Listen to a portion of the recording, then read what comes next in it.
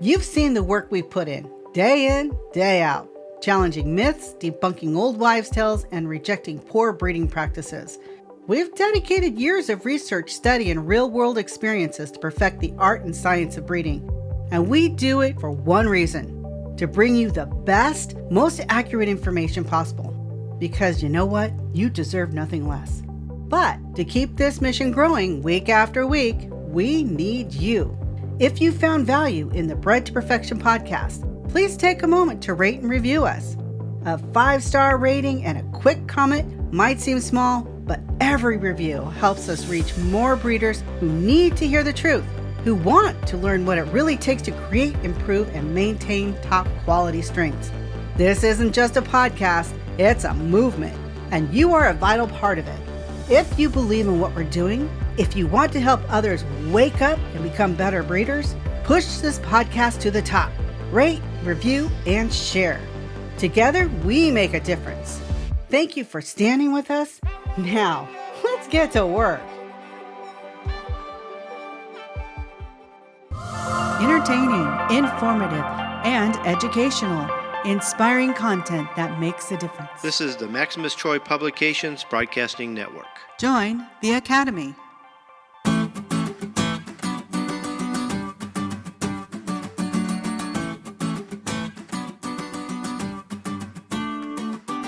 The Breeders Academy proudly presents Bred to Perfection with Kenny Troiano, a show for serious breeders. Whether you are looking to create a new strain or simply improve an old one, you have come to the right place. Daddy, I want more chicken. Oh, boy. Now, here's your host, Kenny Troiano. Well, hello everyone, and welcome back to another episode of Bred to Perfection. My name is Kenny Troiano, and this, my friends, is the podcast devoted to helping you become a better breeder and taking your strain to the next level. That's right, my friends. It doesn't matter if you are brand new to breeding or you've been breeding for many years. There is something all of us can do to improve our fowl for future generations. A lot of wives complain that their husbands do not listen. I have never heard my wife say this. She may have. I don't know. But here's what I do know. Ladies, your husband wants to make you happy. He's working on it!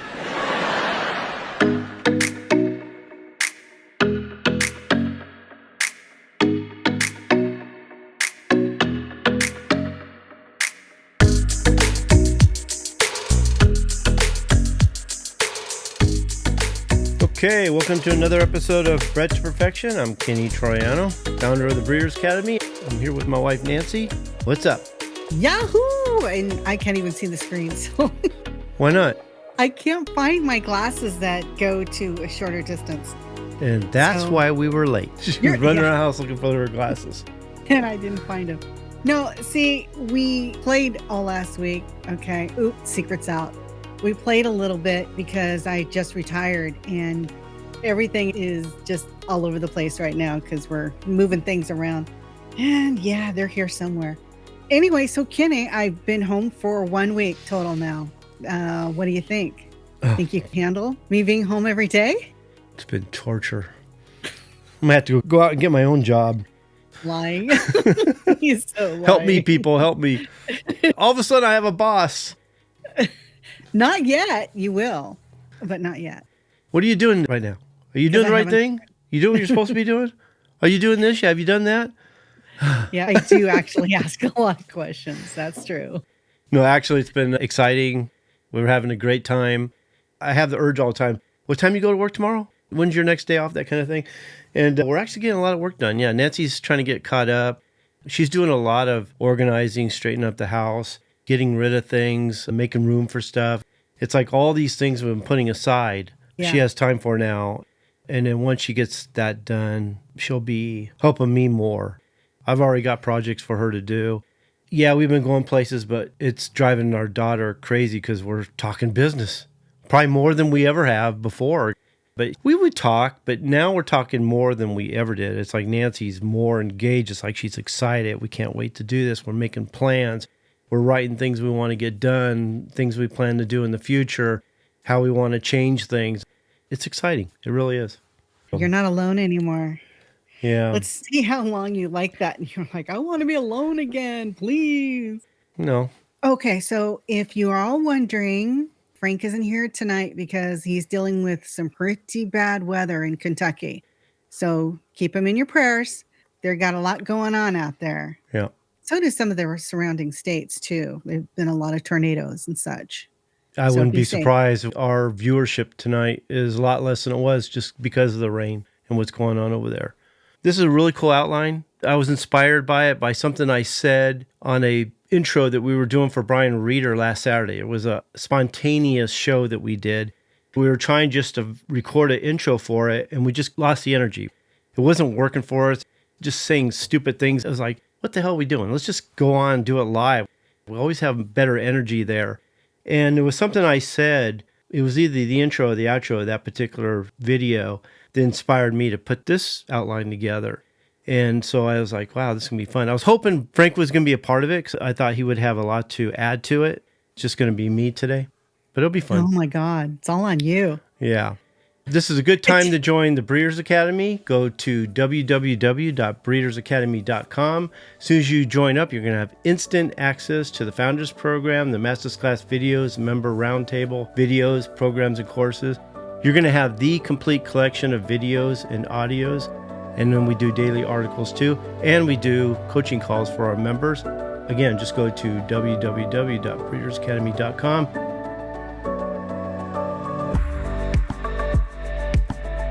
We'll be right back after word from our sponsor. This show was brought to you by the Breeders' Academy, where we will help you to increase your knowledge of breeding, advance your skills as a breeder, and help you to improve the quality and performance of your fowl. As a member, we'll provide you with the roadmap that you will need to create a true family or strain. I urge you to check it out.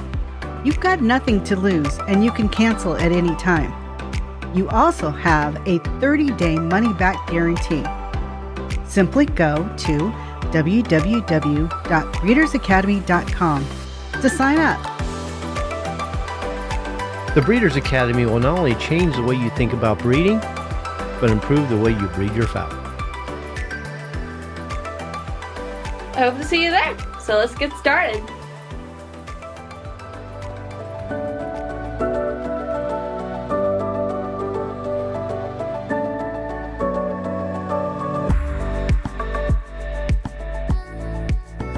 Okay. So, like I said, this is going to be a fun one. For you, Why? because I can't see. Oh, you want to go find your moving- glasses or what? Because I'm going to need you on this one. I'm moving everything closer. You started off. I'll be right back. Okay. Now, you've heard me talk about back in the early day, I had 15, 16 different strains. As far as American games, I wanted every strain that you could have, whether it was a different color, a different name, whatever. And I had a pretty good variety. And I just wasn't making a lot of progress trying to raise those and breed them and create a family out of those. And my mentors were coming over, helping me out, visiting, whatever, and looking around going, Kenny, you got to get rid of all these different families. There's no way you're going to make progress with this many families. You need to concentrate on one or two. And it took me a while because I really did like having all those families, but they were right. I really didn't make any progress. But I did that for, I want to say almost 20 years. All this time, I always felt like there was a big mistake, that I wasted a lot of time, and that I You could really think you did it for 20 years? I would say more like 10, maybe 15 at the most. Yeah, but- it was a while. From early on till the time when I started making progress. But what Brian showed me, because I remember those times where I was trying to not only create the strains, but I remember doing a lot of crossing, a lot of mixing, a lot of this and that. And I was always noticing the results I was getting. The results were a lot of times not what I expected. And between getting the results I was getting and then talking to my mentors and them giving me ideas on either what I did right or what I did wrong, and then teaching me a lot of the right ways, but also inspiring me to even learn more. Back then, there was no internet. by getting the books or finding the books that I needed to learn more. And between what I was experiencing, the experiments I was doing, the process of trying to make families, listening to my mentors, doing more research, I was teaching myself. And what's neat is I didn't realize it at the time. And Brian Reeder, actually, after talking to him, really opened my eyes to this. That if it wasn't for what I did, I wouldn't be who I am today. I would have not written the articles for the magazines that I wrote. I would have not wrote the books. I wrote 2 books and a lot of pamphlets. And I wouldn't have the Breeders' Academy or this show. And I thank God all the time that, lately especially, that I went through that. Now, I wouldn't wish this on anybody, and I wouldn't advise anybody to do this or recommend it or promote this kind of thing, because not too many people can do it and understand what they were seeing and have the right mentors to teach them what they needed to know about those results. When I look back now, thank God I went through that. Thank God I did that. Because if it wasn't for that, I wouldn't have what I have today. I wouldn't be who I am, and I wouldn't be able to teach you what I'm teaching today. And so this is what this show is all about today. Is I sat down after that. I got off that show that we did Saturday, and I started thinking about it. What are the things that I learned? I was amazed. I started writing them down. At that time, what I was learning, again, from experience, from my mentors, from the books, and eventually the internet. And the internet at that time wasn't even that good. So I wasn't getting great information. And then I started writing for the magazine. And then I had people calling me. Ask Nancy, I'd be on the phone for hours, people calling me to just talk with me or maybe get advice or whatever. And every now and then I would learn from them too. They would say something. It was like a light bulb went on. And we'd be talking about a particular subject, and the person on the phone would say something. Sometimes it was one word, one time it was a sentence, one time it was something they saw or heard. And it made me think. I started putting 2 to 2 together, and I started researching even more, passing it on to my mentors. What do you think about this? And it all just kind of progressed. So I sat down, I started writing all the kind of things I remember learning at that time. And I was like, wow, this would make a really good article for my members. And then I started breaking it down. I go, wow, this would make a really good show. So that's what we're going to do today. Is that the introduction, or have you already started with the early years? That could be the early years, I guess. That's the early years? Okay. It kind of seems like that's the early years. The thing that I understand from you is with the different varieties that you were raising at that time, particularly the Spangles and the Blues, they gave you fits, because why aren't these coming uniform and why aren't they coming consistent? And so that would make you go into research mode. What's going on here? So some of the things like that, I think, really helped you along the way in getting you to where you are today. Yeah, it was like Blues, because I didn't understand at the time they were incomplete dominant gene. No matter what blue was mixed with, it would either ruin those colors, make it look good, but you couldn't perfect it. You were going to get a variation of colors. Like she said, it just drove me crazy because I wanted all blue birds. I've had a lot of good mentors like Tony and Bob and Doug and Ray. I look at Ray as a different type of mentor. But today I've got Brian Reeder, who is really helping me out with filling in some of the gaps in genetics. And he's really opening my eyes to some of the color genetics. Now, American Games, I handled pretty well. I understood those because I had worked with them so long. I wasn't surprised by what I got. Now, he helped me with some of the nomenclature. But as far as breeding them and getting certain results, I pretty much had that down, except for when you have like a golden duckling. I always felt that once you put that red in there, you're never going to get the silverback. And Brian opened my eyes to there is a way. He showed me a way to actually make that happen, which I missed because the hen that makes that happen is usually the hen most people get rid of, which is crazy. And so Brian really opened my eyes between golden duckling and silver duckling and how to get the silver duckling back. And the other one that really opened my eyes was progressive white. Now, I knew white was bad. I knew if there was white showing up in the plumage that I was going to have to get rid of it. Even if it was a tiny blemish or one little feather, I knew that was going to get worse as it went. But he really opened my eyes to how bad it can get, and that it's one of those things that you really got to try hard to work away from and not just tolerate, because it is going to get worse, and that it affects not only the outside of the bird, but the inside of the bird. So although I understood white, I didn't know it was called progressive white exactly. I understood the detriment of white, and it was best to work away from it. he expanded my knowledge on white even more to the point where I think once people see, like the members, the master's class video on progressive white, if you have birds with white in them, you're probably not going to be really happy about what you're going to hear. But it can be fixed. I've worked with people who had white in their birds, and we worked away from it to the point where we got it out. Yes, it would pop up every once in a while, but you could get yourself to a point where the family was showing less white or no white eventually, where it would just pop up once in a while. I would say Peter Brown was one of my other mentors. So he really opened my eyes. Did you find your glasses, by the way? Right next to me. So that's what the shake of the head is all about right there? Yeah. Because I just put on my old ones that are okay, but the prescription's not as good as this one. It's been a day. You know what else too, Kenny, is doing those breeds. I remember there was one breed that you had problems with Merrick's. That was a blue. Mm-hmm. And correct me if I'm wrong, but you would keep breeding them, hoping that some of them would get Merrick's and some of them would be okay. But you realize that that whole family was a no-go. And had you not had that family that had Merrick's and not researched it out and learned a lot about the disease, you wouldn't have known. I knew early on it was Merrick's. And she's right. I did think I could work away from it. And Merrick's is one of those diseases that when they tested disease resistance, where they were able to get to a point when they were resistant to it, Merrick's was one of them. But I couldn't get there with this family. And what was funny is half the birds would come down with Merrick's and the other half didn't. But it was always the birds I really wanted most that I planned on using for my breeding program that would get it. And I would even see it sometimes in the older birds too. It was really crazy. And the ones that always survived were the ones that I didn't feel like I could really move the strain forward with very well. But it wasn't affecting any of my other birds.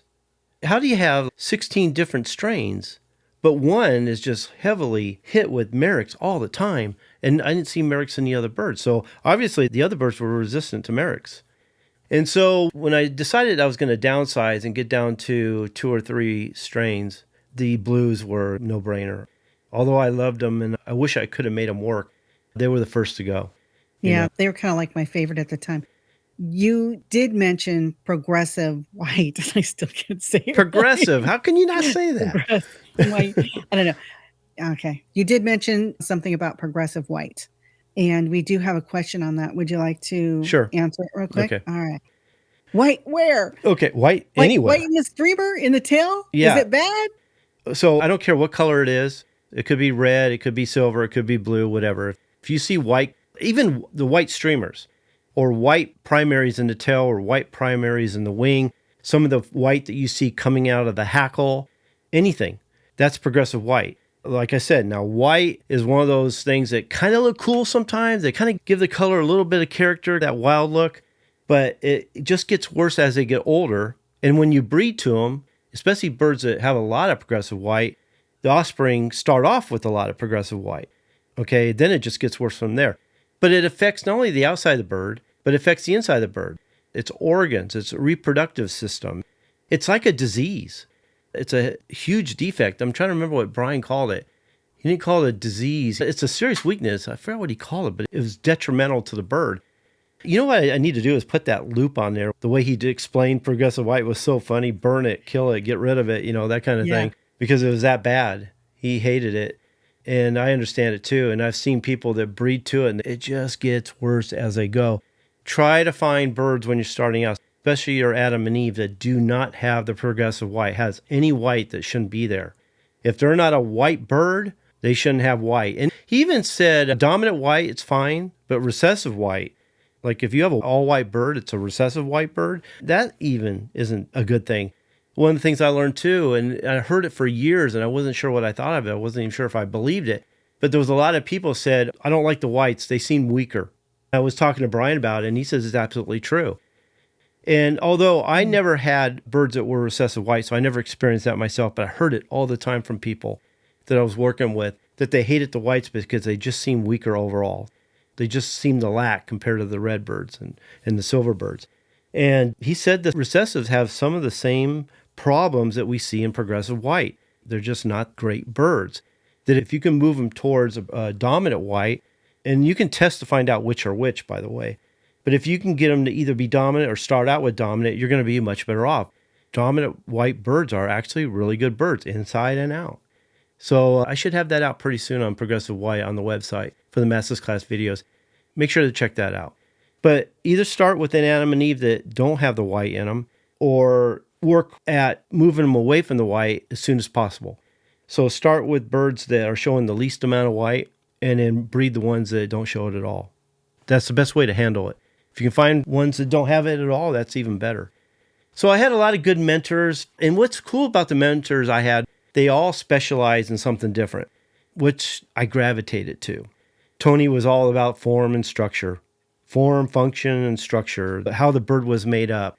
The type and conformation and overall structure of the bird. He talked about it in ways I never heard from people before. No one talked about type or conformation. They only talked about not even carriage, but they talked about station. That's the only thing I saw was size and station. Then Bob was all about selectively breeding and breeding towards purity of blood. That's what I remember about Bob. He was never about adding new blood. He always thought anything you added was only going to contaminate them. Once you add something into them, they're never going to be what they were. Always try to keep them as pure as you can. Improve them through selective breeding, not by crossing. That was Bob. And then Ray was one of those who just did everything wrong. I can't think of one thing that guy ever did right. He was a great guy, friendly. I liked him a lot. There was a time when we looked at him as family. But whenever I was at his house, and I enjoyed his company actually, whenever we were at his house, he just did everything wrong. Everything you hear people doing, medicating, adding new blood, refreshing new blood, anything you can think of, Ray did. And after working with the other mentors and watching Ray, and then eventually I started getting the Gamecock magazine and started reading some of the articles in there, I was like, oh my God, Ray's not doing anything right. And he never got anywhere, where the other mentors actually progressed. They actually were getting better each year. And I saw the differences, and that was good. Doug was about the genetics. Now, he didn't teach hardcore genetics, but he showed me where genetics in improving the family, how to select them, how to use genetics in your favor. One of the things I remember most about Doug was selecting towards genetic resistance when it came to like worms and lice and mites. I remember that a lot. Taught me a little bit about the basics of dominant recessive. He taught me the basics of genetics. It really got me started on the right foot.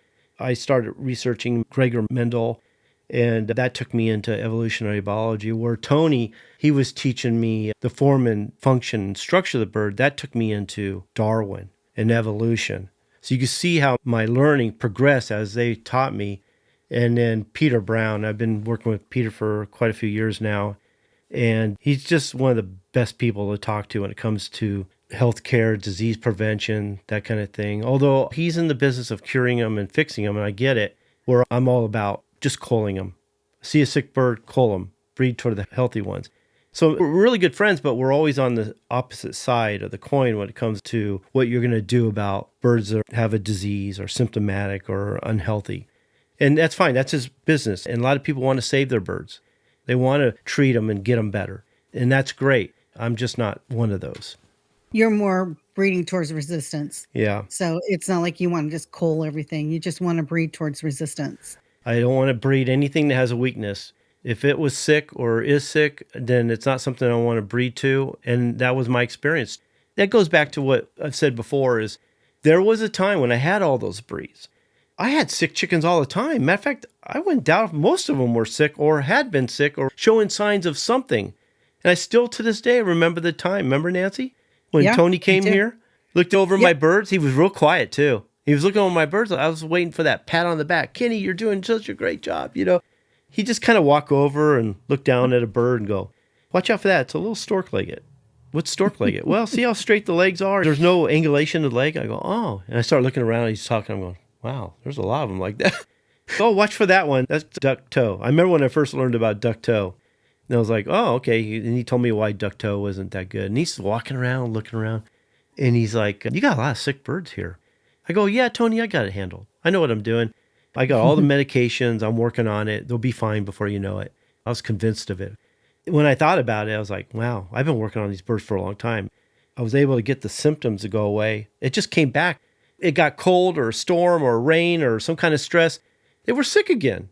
I go out in the yard, you can hear all the sniffling and the gurgling all the time.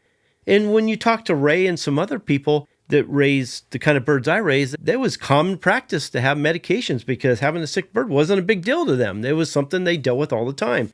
And so I started listening to Tony. Tony's like, you need to get rid of these sick. No, actually what he said is, you have a lot of sick birds here. And I go, I got a handle. He goes, let me see what you're using. I was going to show him I have all the medications. I've got a good head start. And he's looking at them. He's looking at this one. He's looking at that one. He looked over the trash can, smash, grabbed them with smash. He was throwing them all in the trash can and broke nearly all of them. And he goes, okay, Uncle Tony just did you a favor. Now, select the healthy ones. Thinking, there ain't no healthy ones. He says, select the healthy ones and get rid of the sick ones, and you'll thank Uncle Tony later. We'll never forget that day. So when you walked into the house after Tony left, and you had such a shocking look on your face, like, okay, this just happened. He did you a favor. Yeah. I remember being shocked. I remember being a little mad at myself, frustrated with my situation. I was a little mad at Tony too. For no reason. Tony was actually helping me, but for some reason I was just so angry about the whole thing. And it took me, I don't think I did it the first day. I think it was the second day. I had to really talk myself into it. But the more I listened to what Tony said, I was like, okay, let's see what we can do. By the time I culled all the ones that were showing any sickness whatsoever, I didn't have very many birds left. I just thought of this. I wonder if that's what some people think about when they decide to never crossbreed again. I wonder if they go through that same you went through when you decided, okay, no more medications. Most of what we teach on this show and in the Breeders' Academy goes against everything a lot of people have been taught. It takes time. It's hard to get on board with some of the things we teach, but it's all common sense, all good stuff. It's going to get you there. You're actually going to be able to create a strain that's healthy and can thrive instead of just mixing birds all the time and treating them with medications. Everything we teach is against what most people have learned all these years. That's why we call them misconceptions, old wives' tales, and superstitions, because that's exactly what they are. But yeah, I started learning a lot about evolutionary biology and genetics, Gregor Mendel, Charles Darwin.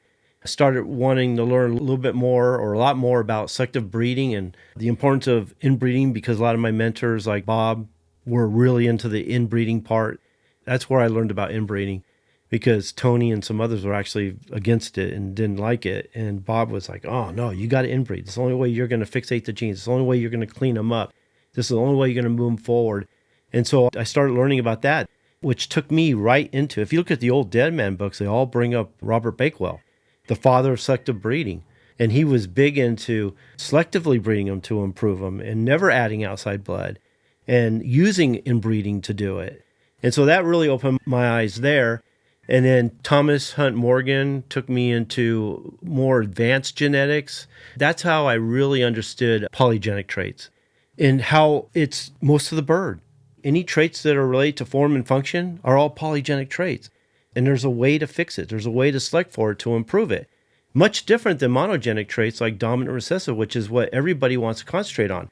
You open any of these modern chicken books, or you look at any of these other shows, that's all they ever teach is dominant recessive, maybe sex linked. And now some of them are touching on polygenics, but they're not explaining it right. They don't really understand it. I think they're teaching it because we teach it, but they don't really understand what polygenics are all about or how to actually use it to improve your fowl. What's he saying? Okay, he's saying, that's why I'm a member, because if I listen to what you're teaching, everything makes sense. Okay, I'm going to go back to what I was thinking before you started talking about evolution biology. When you started researching the evolution biology, I'm like, what does that have to do with breeding chickens? I understand it now. It makes a lot of sense now. I think it's very important. I just don't think people out there have ever thought that was important or that was a needed knowledge to have. No, I totally understand that. That doesn't escape me that why should I go into evolution or biology or evolutionary biology to learn about breeding? Well, if you can understand biology, the word bio means life. If we can understand how life works, we can understand a lot about the chicken itself.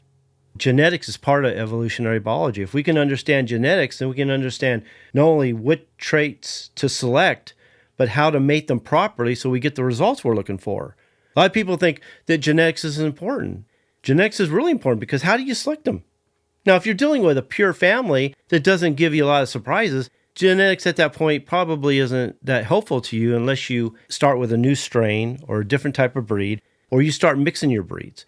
But American games, we get a lot of genetic diversity in our birds. We need to know the genetics. We need to know the genetic factors of those traits.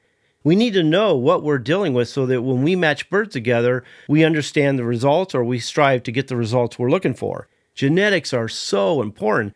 And so when you look at evolution, the mechanisms of evolution mirror a lot of what we do when it comes to breeding our birds and creating strains.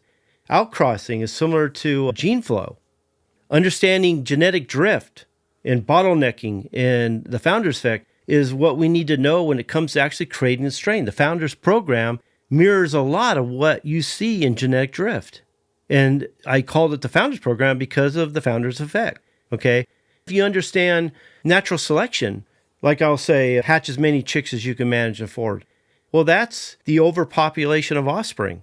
Some are going to survive and some are not. Well, we're going to select them. We're going to decide that. So if you look at evolutionary biology, evolution, genetics, it mirrors what we do with selective breeding and creating strains.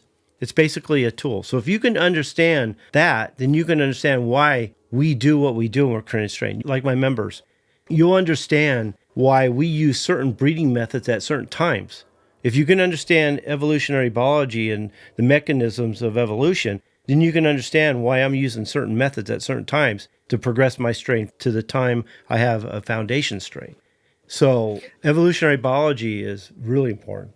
Okay, so what are the key lessons that you've learned throughout all these experiences that you've had in the past 20, Okay. 30, 40 years? We'll just kind of peck away at them till we run out of time because there's so many of them. Matter of fact, I create it. The members will find out. You can read it if you want to. I think it's important. You can actually put it on auto speak and it'll speak it for you because it's so much. 40 pages I wrote, okay? So it just flowed out of my fingers, okay? So I just pulled off some of the most important stuff or some of the most interesting stuff and I just put them on this outline for today. But it is 40 pages worth of information. It's all really good. Nancy was like, this is really good. This covers a lot of different things. So Yes, it does. we'll just kind of peck away. So one of the biggest things I learned starting out was when Tony threw all my medications away and how I was going to deal with diseases and strive for breeding for resistance or breeding to the healthy and getting rid of the weak was managing the health. Biosecurity was big because I was doing what everybody else was doing. I was bringing birds all the time. If I didn't have the disease, I was going to get it because I pretty much had every disease you can think of except for the really big ones like Newcastle's. I didn't have laryngotracheitis, but I had all the big ones. I had coryza, CRD, pox is ubiquitous. I wouldn't count that. Everybody gets that. I just don't get it very bad here. But all the big diseases, I had to deal with them. And it wasn't until I started culling them and breeding to the healthy and breeding towards resistance that they started getting better. Here was a big one. This is what I learned from Tony and Dr. Gallardo too. I would say he was one of my mentors these days because I learned a lot from Rodrigo Gallardo. Was the use and misuse of antibiotics. And I saw this all the time. And the first time I saw it was Ray, matter of fact, where he would grab a bird who had coryza or something. And that's a viral disease, by the way. And he would get a half cc of Thailand 200, by the way. And he would pump it in the breast, put the bird on the ground, give it a serious pulse shot, but wouldn't give it a treatment. And he never understood. He always thought it was the medication. The medication was too old. There was the wrong medication, whatever. But he just wasn't using it properly. He was just giving it a pulse shot into the breast and putting it on the ground, not understanding why they got sick again. The pulse shot kind of took the symptoms away a little bit, but then they came back. I started talking to other people. And then the more popular I got with the magazines and the more people I was helping, the more I saw this. And then the internet came around and YouTube and people were doing it left and right. Found out that this is what everybody does. Big names, small names, the big guys, small guys, whatever. They would give that half cc into the breast and give it a pulse shot, and that would be it. So they were actually strengthening the disease. They were making the bacteria even stronger than it was before. And that was one of the big ones I learned was not only stay away from the antibiotics, but if you're going to use antibiotics, then to use it properly. Give it a treatment, but I still wouldn't breed to it. What would you say were the consequences of breeding birds that had defects? You learned about that too, Yeah, didn't that you? was a big one. That was through Tony. Because I felt like everybody else did, where, oh, that one has a crooked toe. or this one has a crooked breastbone. I'll fix that later. Okay, I didn't understand the severity, the detriment of defects, that it was always something, the bird had a lot of things I liked or excelled in other areas, then I could deal with the defect later. And learn from Tony and from my research that most, if not all, defects are recessive. If they were dominant, it'd be easy to get rid of them. You just cull them out, breed to the recessive, and they would disappear right away. It would be so nice if all the defects were dominant. But because they're recessive, they never go away. Whether it's duck-toe or crooked breastbone, squirrel tail, ride tail, those are serious recessives that even if you breed to a point where they're hidden and not being expressed anymore, then you always have to understand that they're in there. They're still in there hiding, waiting to come out. You didn't even have to breed it to another bird that carried or expressed the same recessive. It just had to carry it. So if you have two birds carrying the same recessive allele, the offspring are going to express it. And if they're both expressing it, the parents, then all the offspring are going to express it. And so through that experience with Tony, doing my research, understanding what defects were all about, actually breeding to them, understanding the results that I was getting, and then learning how to improve a family that actually has a defect was the big one. And that's when I started really teaching people was there's a way to actually improve a family, even though you have it. Like I always tell the story about the person who went on their yard and all their birds had duck-toe. And the issue there was not that they had duck-toe, but I couldn't find one bird that didn't have it. If I could have found one bird that didn't have it, we could have worked away from it over time.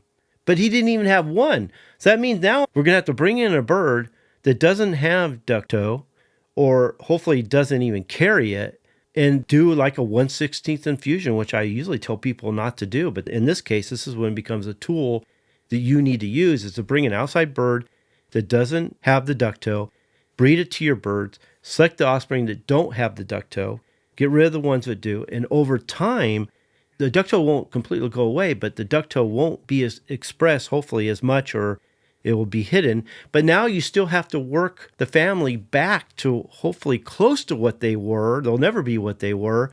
Completely different family because you've just recombinated the genes. It is, but because you did recombinate the genes, especially in the first cross, but because you're doing the 1/16th infusion where you keep breeding your birds back into the offspring, in this case, you wanted to work away from the duck-toe, that after you get to 1/16th of the new blood, you're to the point when you don't have as much in there.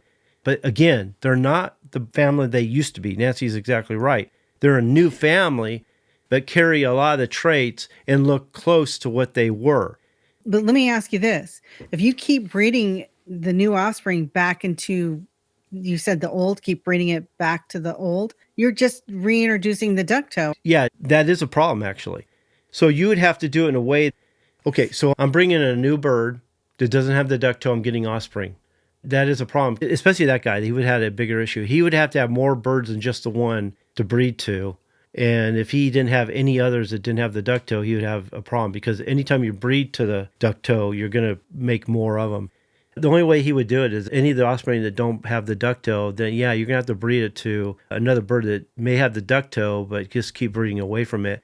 The one thing you don't want to do is inbreed or line breed or back cross to the parent with the duck-toe. So it's tricky.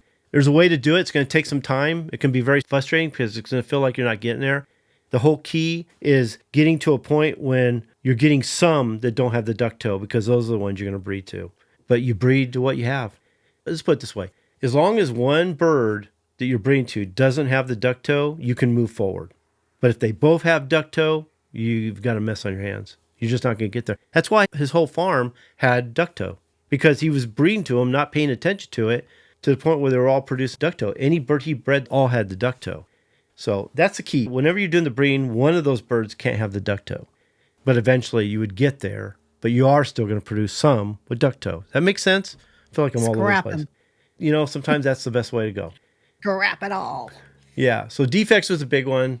Tony's the one that really made me understand that. With a little research and understanding of genetics, I was able to make progress. So, what about breeding to vigor, vitality, and health?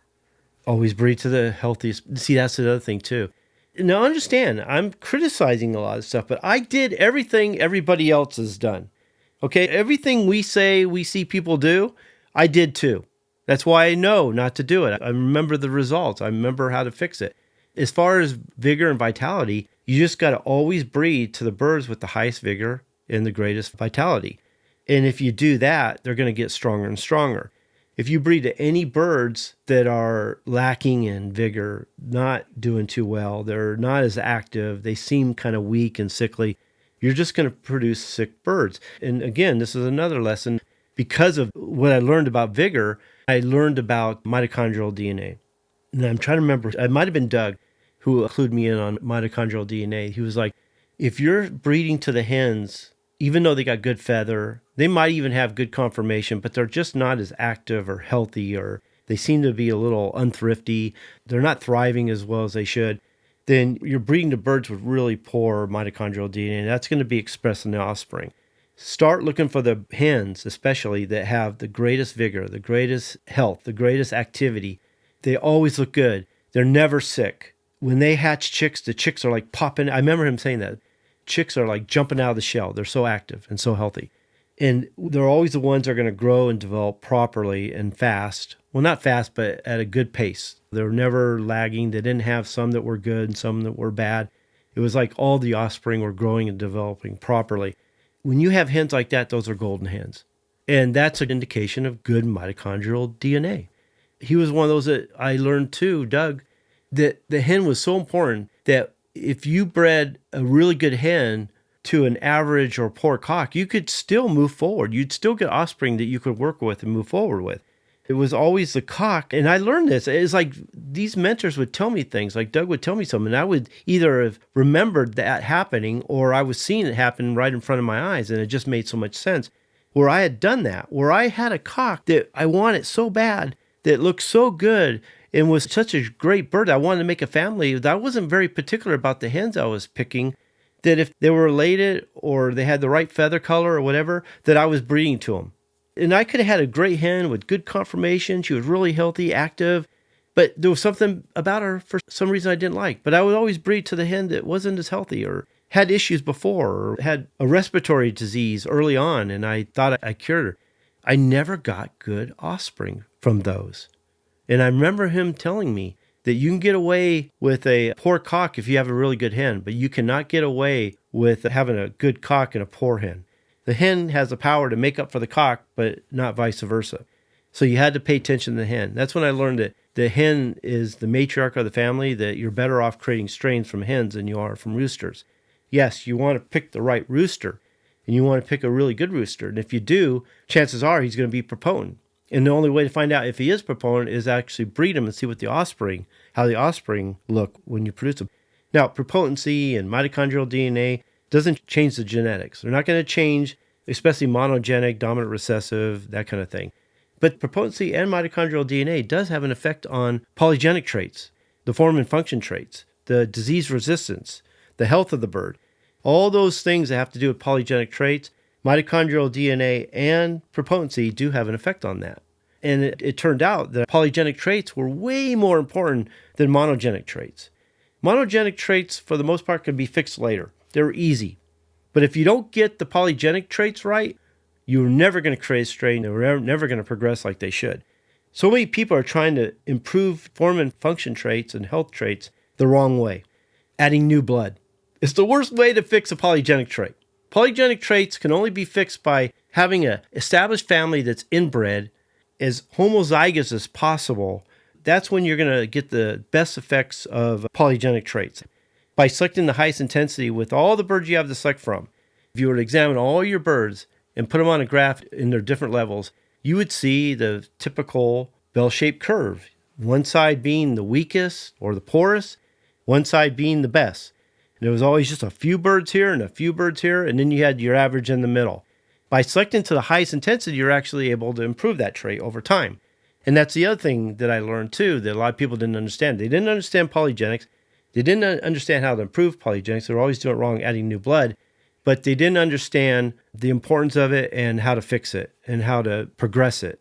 And understanding by selecting the handful of standouts, the exceptional birds, that it was the only way to do it. Where I was doing the same thing everybody else was doing. I wasn't understanding polygenics. I wasn't selecting them right. I wasn't progressing them. I was adding new blood, or I was breeding to all of them. If I had 12 hens, I bred to all of them. And I wasn't making progress. I was getting all kinds of birds, good, bad, ugly, you name it. And I would do the same thing again. I'd grow those up and I would breed to all of them. And I just never made progress. Polygenic traits only are improved by the highest intensity from the best out of the standouts. Going back to ducktoe, I was sitting here thinking, because we've talked about ducktoe quite a few times. I wonder how many people that were watching the show after the show, well, the next day, went out on the yard searching for ducktoe to see if they could find any. Yeah, I heard that a lot. Matter of fact, that's a common thing that when people become members of the Breeders' Academy, if they go to the Start Here pages, one of the things I tell them to do is go to the defects and disqualification course and then the confirmation course and check those out. And yeah, they're pretty bummed because once they check those out, they go out to the yard, check out their bird and hope they don't find anything. And I hear all the time, I had to cull half my birds because they had some form of defect that I didn't know was a defect. They'll thank you later because you're saving them a lot of time, effort, and money. Yeah. In the long run. Yeah. Why would you want to breed and raise and keep a bird that's... Because everything else is really, really good about the bird. Can't we just live with that one little defect? Then lethal genes was a big one. I had to learn that one the hard way because I had bought a bird from a breeder. It was a cock and a hen, and the hen's eggs just never hatched. Oh, yeah. Yeah, the chicks would get to a certain age, and they would never hatch. I did this like 3 years trying to get chicks from this one hen. I just could never do it. And then I had another one that would hatch her chicks, but they would die within a week. At that time, that was early on, I'd never heard of lethal genes. And put a lot of time and money in those birds, and frustrated as could be. It seems like the more I've been teaching, the more I've been working with people, and that's why I bring it up so much, is that there's so many people that are dealing with lethal genes. There's so many variations of lethal genes. I used to think it was just something you might experience once in a blue moon or maybe once in your life. I'm seeing it more and more all the time, and then learning how to deal with them. Usually when I feel like I'm dealing with a lethal gene, which thank God I don't have that right now, sometimes it's better just to get rid of her. And a lot of times the cock too. It's sometimes better to just cull them and start over than to fight your way through it. Because even if one slips through, they might not express it or die from it, but now they're carriers. And all they need to do is be matched up to another bird that carries the same lethal gene, and you're going to run into a problem. And a lot of times what happens is you don't see it in the first or second generation, because of the compound effect of inbreeding and trying to make a family out of them and getting them more pure and pure. By the time you get to sometimes a third, but fourth or fifth generation, you got a big problem. That's why it's so important to start with the right birds. And it's one of the reasons why people outcross is because they like that hybrid vigor. A lot of people don't know what hybrid vigor is. They just see a bump in the offspring. They think they're better. They don't realize that hybrid vigor, like we say all the time, it's not inheritable. It can't be passed to the next generation. And you can't reproduce it. So whatever's there is a product. That bird is a hybrid bird. That's as far as it goes. Can you create a family with it? Yeah, if you run through a proper cleanup process. But the ones who know, like some of these big breeders who understand that, one of the reasons I like crossing is because they can hide all the faults. It's one of the ways they hide faults within their birds is to do that cross. Hybrid vigor makes the birds seem better than they are. It makes poor breeders look like good breeders for a short time. And it hides all the faults. We're right about an hour. Do you want to quit and go to the round table? Yeah, I might do one more. Where are we at here? Okay, let me do one more because I thought this was really important. It kind of goes with what I was just talking about. And that is, we heard it so many times. And I believed it at the time too. And it's the way I bred. Was that even if I didn't see signs of inbreeding depression or other signs that they were being too inbred, I believed what everybody else believed. That you can't breed them pure or inbreed them forever, that you have to bring in outside blood to refresh. I'm trying to remember who actually taught me that. I don't think it was Doug, but we started talking about refreshing them and adding new blood and the benefits and the detriments of it. And he brought to my attention that if you understand how it works when you bring in two unrelated birds, let's say you have a family, if we're getting too inbred, so you think someone else's bird can come in and actually refresh your blood or make them better. Or you think that because I got the birds from so-and-so, that if I get another bird years later, because I got it from the same breeder, I can bring them in and refresh my blood. Chances are those birds aren't what they used to be. He was probably adding new blood anyways. Whether they're pure or not was probably doubtful. But anyways, you bring in a bird, you bring it into your flock, you think it's going to refresh. And we talk about this all the time where it doesn't work that way. When you're refreshing the family, you're not refreshing, you're changing. And he was actually showing me, if you understand meiosis and how it works, you got mitosis, which copies the chromosome, then you have meiosis that actually creates gametes. And if you understand how that all works, the chromosomes from the mother and the chromosomes from the father, they actually combine. When they do, they wrap around each other, and when they split off, they swap parts. That's where you get variation, especially when the birds are unrelated and carry contrasting characteristics. So some of the traits that this bird was carrying is now being carried by this other chromosome. So they split off, they swap parts, and then they divide. And what they do is they divide into 4 separate gametes, which is the sperm or the egg. So now each one of those gametes are different from each other because of the swapping of parts, what they call the crossover event. So you recombinated the genes, and now you've got unique offspring. Unique gametes produce unique offspring. And so now they're not what they used to be. When you thought you were refreshing, you were changing. Okay, they're completely different birds than they were before. And so when he told me that, I did a little more research, really dug into evolutionary biology and genetics. It really opened my eyes at all this time. And I see it from members too, or I'll be talking to other people that say, well, I've had this family for 30 years. I got it from my father. My father got it from my grandfather. This is the same family we've always had. We've only added new blood every 5 or 6 years.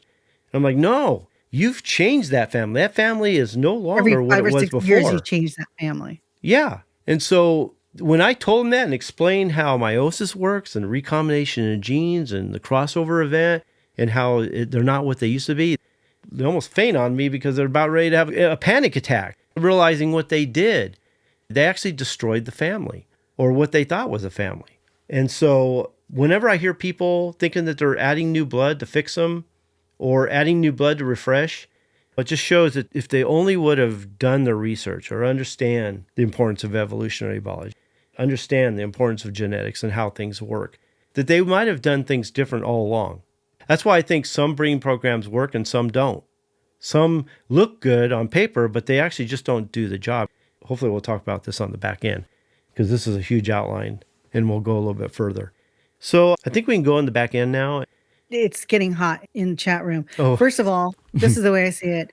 They bring in the bird, they do the cross, they get some hybrids out of it, think they're going in a new direction, and they're back on track. To me, it's just a facade. It's just an illusion. Nancy, I understand why they think that's true. There was a time I believed it too. Yeah. In some ways, it makes sense, but in reality, it doesn't work. Is when the refreshing blood, and it's actually called the 1/16th infusion method. And like I said, there are times and reasons to use that method when you're creating a family or when you're trying to fix them, understanding that they're never going to be what they were, but there is a method to its madness. So the idea of bringing a new blood into a family, and then you take the offspring and you breed your birds into the offspring each generation until you only have 1/16th of the blood. Well, genes just aren't passed that way. They're not retained that way. They don't work like that. A gene's a gene. A straight comb on one bird is a straight comb on another bird. Whether it's carrying a defect along with it is another thing. Now, polygenic traits don't work like that because meiosis doesn't really affect polygenic traits in the form and function. The only way you improve polygenic traits is to make the family pure. Anytime you add new blood, you recombinate. Now the genes are scattered. So whenever you're dealing with polygenic traits, the purer they are, the better, the highest intensity you're selecting for, the faster they improve. Anytime you add new blood, you're completely starting over. That's why monogenic traits are different than polygenic traits. I hope I made sense. I feel like I'm going in a hurry because I know we only have so much time and I'm tying myself in knots. Untie yourself while I read this. You can always reproduce hybrids by simply repeating the initial breeding and or cross. No? It's called recumbent reciprocal selection. So if you have 2 pure families, when you cross them, they nick and you produce really good offspring. If you're repeating that cross each year, you're producing a product. Those hybrids, you can't do anything with those offspring after that. But if you're going to create a family from those hybrids, you got to run them through a proper cleanup process so that you can produce birds that are worthy of cloning and then work yourself towards a foundation. Without the proper cleanup process, which the Founders Program has, you just don't get anywhere. There's no way to clean up or fixate the genes, lock in the genes. I'm a little bit confused about what George was saying here. That's why the high station after being short station, I guess he's talking about being a hybrid, I guess. No, hybrid vigor isn't going to change the conformation. Conformation is a polygenic trait. It's a form and function trait. So the only way to change or improve a polygenic trait is by breeding to the highest intensity. Hybrid vigor does not have effect on conformation, type, carriage, or station. If they're showing differences, it's because the birds you're using had those traits in them. Those are separate traits. Some are going to express it, some aren't. Okay, because he's saying here, that's why until I did my missing step, my short station birds using my same family came back to medium station birds. The only way to improve the station that you want is to keep breeding birds that share that station over time. Then eventually they'll repeat themselves. Okay, he's clarifying it now. My family got short until I did your missing step that you have in the Founders Program. Not only did he use the Founders Program, and I know what step he's talking about, he selected his way there too. It's hard to teach when I feel like I'm going so fast. I'm trying to cover so much at one time. So it's like a blah. Yeah, that's what it feels like. So we're going to meet everybody in the back, right?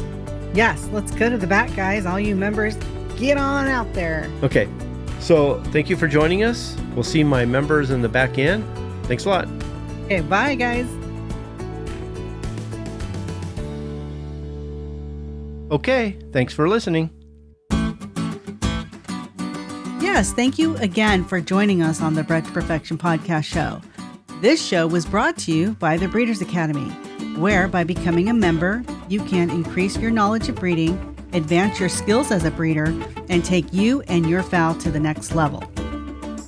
We can also show you how to create a strain from hybrid crosses or mongrel flocks, and help you to create, maintain, and improve your present strains. We urge you to check it out. You have nothing to lose, and you can cancel anytime. To join us at the Breeders Academy membership website, go to www.breedersacademy.com. Best of all, I'll be there to help you every step of the way. While you're checking out the Breeders Academy, make sure to sign up for our newsletter, The Breeders Bulletin. We provide a lot of free bonus materials and some great information that will take you and your fowl to the next level. Well, that's it for now. We hope you join us next time for another episode of Bred to Perfection. We'll see you later. Bye.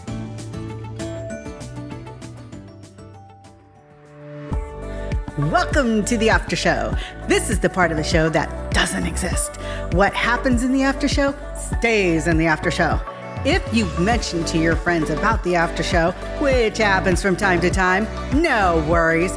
Just tell them not to let out our little secret area of the show. Enjoy!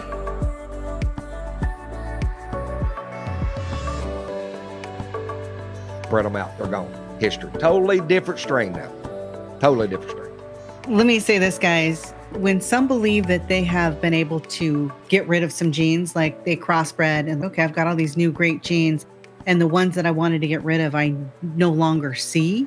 The illusion is that they're hidden. They're still there, but they're hidden.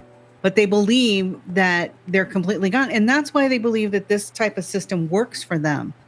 Also, I wanted to say, when you were talking about people that need to go do their own research, I have a lot of respect for people, and I've seen this firsthand. Kenny was on a show at one time, and he was talking about the things that he believes in breeding and what happens when you crossbreed and things like that. And this person was listening to him. And he wasn't arguing about what Kenny was saying. He was just listening. And then he goes, okay, I'm going to have to go and do my own research with that. And I'm like, I really respect that person because, for one, he's open to listen to what Kenny has to say. And two, he's going to go do his own research and make up his mind on what works for him. Yeah, I'm not reinventing the wheel. Everything I'm talking about, you can find online for the most part. And there's many things about the Breeders' Academy, material inside the Breeders' Academy that we teach on the outside. The only thing we don't teach fully is the Founders Program, which is the best breeding method I've ever seen. But and nothing matches We it. even do parts of it. Sometimes. Too, Kenny. Yeah, sometimes we do parts of it. We don't do the critical parts, but we still do some parts like back crossing. We don't do it in order either. Station. There's a specific order you need to do. Yeah. But yeah, and that's the thing. If you don't do it in order, then it doesn't work. If you're just everywhere with it, or if you flip-flop it, or you just do the parts you want, it's not going to work for you. What Nancy was talking about with the hidden traits, the adding blood, it's like this. You take a good, tight, inbred family, and you've got this gene pool is a balloon the size of a penny. Okay, and you start outcrossing and adding blood to it. Pour water in it each time you outcross, Then next thing you know, you've got this big old beach ball balloon that's all squishy and everything. Finding the traits that you once loved about those birds are almost virtually impossible to find. That is the dark side of breeding. And then, so I've got a question for both of you, because I believe that sometimes when you do some crossbreeding, you're thinking that you're breeding out the ones that you don't want anymore, when in fact they're actually hidden. And then, Kenny, you had said something about how sometimes you do some crossbreeding and you lose traits, never be seen again. Can you explain the difference between the two? What's happening when you lose traits to never be seen again?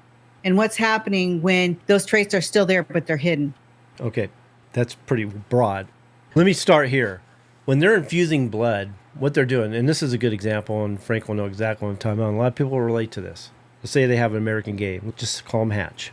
And this is a big one now, probably bigger than I've ever seen it. They think that they can breed in the acyl, and the acyl blood is going to improve it. So they breed in the acyl, and then they breed the offspring back to their family, their hatch, or whatever they have. A lot of times they don't have the family, so they're breeding to what they think is hatch. And they just keep doing that until they feel like they only have 1/16 of the acyl. Now, phenotypically, they can look very much American game, but if you look close enough, you'll still see that acyl influence. All the recessives that acyl introduce are always going to be there. Whether they're expressed or not, they're always going to be there, waiting to be expressed someday. There could be some hidden genes, like lethal genes, that are just waiting to show up. All they have to do is match the right bird, and you've got a serious problem on your hand. And sometimes those won't express themselves until a handful of generations down, when you have all kinds of offspring all carrying it, and all of a sudden your birds aren't hatching anymore, or they're dying within a week or so after they hatch. Or they create a gene that prevents them from breeding mechanically properly. So all kinds of things can happen. If you are enjoying the show and would like to learn more, I encourage you to join me at the Breeders' Academy. By becoming a member, I can help you to achieve the competitive advantage.